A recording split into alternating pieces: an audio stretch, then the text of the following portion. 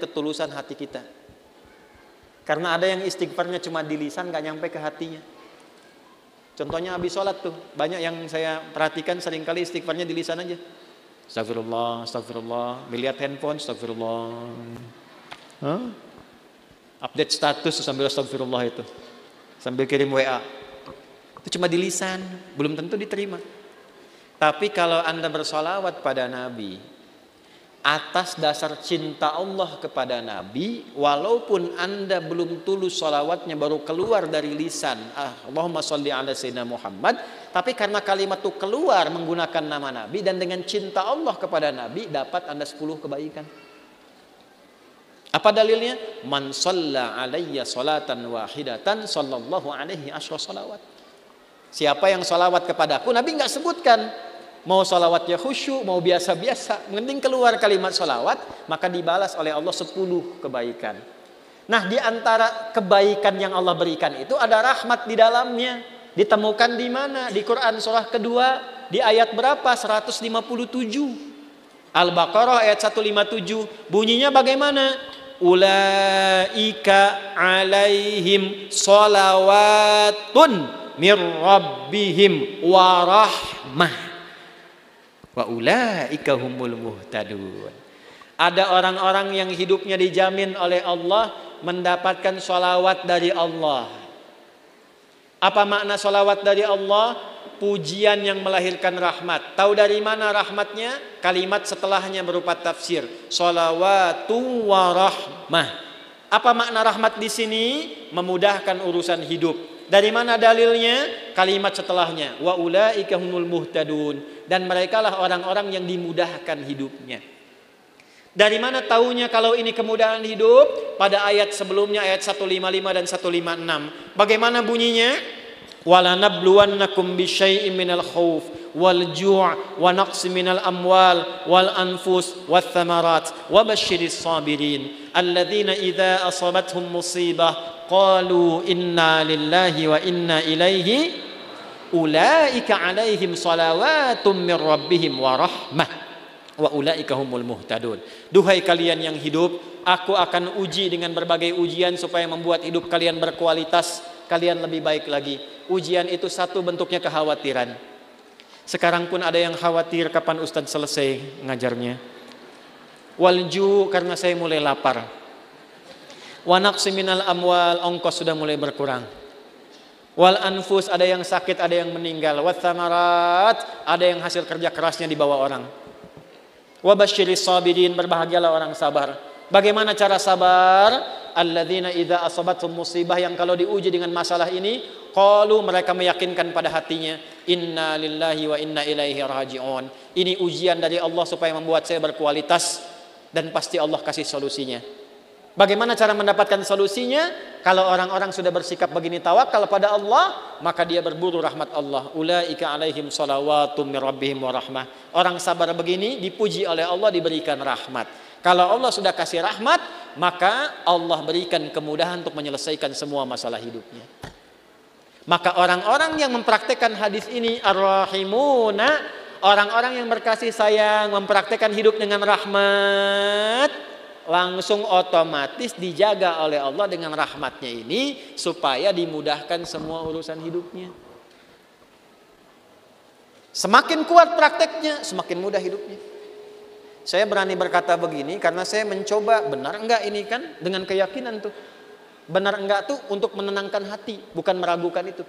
Seperti kata-kata Nabi Ibrahim, ya, di Al-Baqarah ayat 260. Wa idh qala Ibrahimu rabbi arini kaifa tuhyil mauta qala awalam tu'min qala bala walakin liyatma'inna qalbi. Ya Allah, tunjukkan padaku bagaimana cara engkau menghidupkan yang mati. Kata Allah, kamu belum yakin. Kata Nabi Ibrahim, saya yakin ya Allah, supaya hati saya tenang saja. Saya lihat orang-orang dulu, kok betapa mudah hidupnya. Kita praktekkan satu-satu. Melihat orang dengan kasih sayang, mencoba untuk memaafkan, mencoba untuk berlapang dada, menempatkan pada tempatnya. Latihan aja, baru latihan itu dimudahkan, Pak. Baru latihan masih sedikit. Ini tidak beli, ini tidak beli. Pak, ini pami kaca soca ya, aya nu ngintun. Ku bapa diangge eta biasa. Tapi Bu kaca soca ukurannya sami persis. Tuh. Sama persis ukurannya dengan keadaan mata saya. Kan Anda nggak tahu berapa yang silindris, berapa yang minus ini. Ini kalau saya buka kacamata, laki-laki dan perempuan sama. Sama-sama manusia. Makanya kenapa Bu kalau pengajian perempuan, ibu-ibu, sab muslimah itu saya buka kacamata. Ya, tujuan utamanya supaya yang paling cantik tetap istri saya. Ya. Ini sama ukurannya, Pak. Tuh, persis. Setiap ada model baru datang ukurannya sama persis. Dari mana? Siapa yang pernah ngecek mata saya? Ini dapat hadiah juga. Allah kasih. Baju, kos kaki sampai ke sepatu. Cuman modal satu hadis ini teh. Satu hadis. Cuman modalnya yakin punya Allah. Nah eta teh modal yang paling utama tuh punya Allah. Gitu. Sekarang kita kekurangan itu. Sekarang banyak orang kekurangan itu. Jadi rasanya kurang merasa punya Allah. Coba tanamkan pada hati, saya punya Allah. Maka Anda tidak akan takut kehilangan jabatan, kalaupun harus jujur. Karena punya Allah. Qulillahumma malikal mulki tu'til mulka man wa tanzi'ul mulka mimman. Karena punya Allah jangan takut kehilangan harta kalau harus sedekah. Karena punya siapa? Allah. Makanya dekati Allahnya. Ittaqillaha haitsuma kunta wa atbil hasanata sayyi'atal hasanatatam. Ihfadillaha yahfad. Jaga Allah, Allah jaga kita. Jaga Allah itu maksudnya apa? Jaga diri kita tersambung dengan Allah. Ini pakai hadisnya, pakai praktekkan dalam hidup. Saya bukan ingin nunjukkan ini berhasil, tidak, bukan itu. Kan bicara kalau mengalami itu enak gitu. Menceritakan pengalaman ulama itu enak yang sudah terjadi.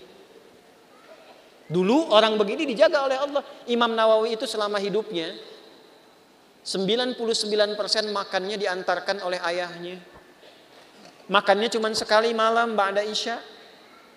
Apa yang dimakan? Kue kering dengan zaitun. Minumnya sebelum subuh. Setiap hari sampai meninggal. Karena beliau meninggal duluan, bapaknya baru meninggal 7 tahun setelah Imam Nawawi meninggal. Saking bapaknya ingin jaga anaknya terhubung dengan Allah, makanannya dijaga. 1%-nya kalau diundang, ada jamuan dipastikan dulu halal. Gak mau makan sendiri, yang lain diajak makan sama-sama. Imam Nawawi itu. Makanya sampai sekarang berkah, kitabnya masih kita jaga dan kita kaji. Sampai sekarang. Karena apa? Menjaga hubungan dengan Allah. Ya. Nah itu yang kedua. Kalau kita benar jaga dengan Allah melalui rahmat Allah, praktekkan hadis ini, insya Allah hidup kita pun dijaga, dimudahkan oleh Allah sesuai dengan kadar maslahat dunia akhirat kita.